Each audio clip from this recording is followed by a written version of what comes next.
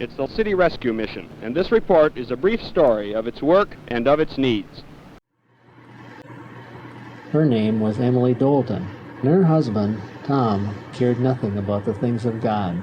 She prayed for him for 10 long years, and he put his trust in Jesus Christ. And this mission is now called the City Rescue Mission.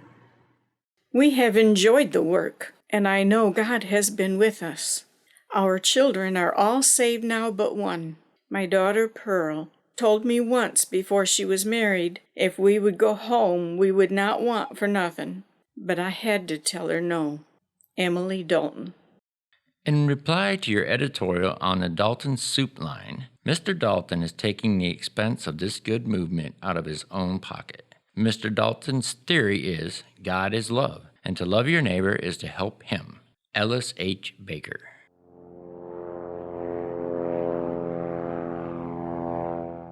The year 1948 was an important one for members of the City Rescue Mission, which has moved to a new home at 611 East Michigan Avenue. A neon sign bearing the message, Jesus Saves, was erected and donated to the mission by George Squires, the State Journal. They wander and they go until finally the only place that they can go, and the only place that will accept them, is the doors of the rescue mission.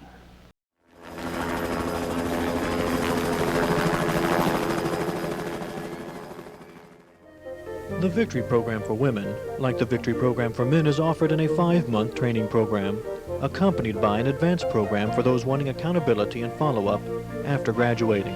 As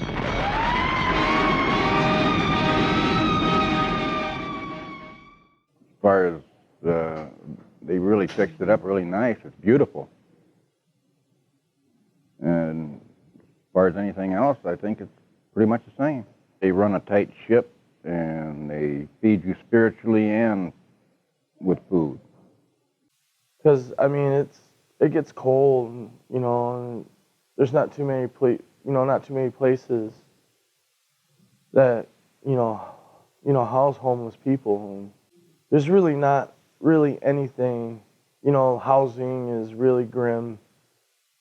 The way the economy is, people are just getting more and more people are homeless now. Organizers say it is something that the community really needs. It's a secure place.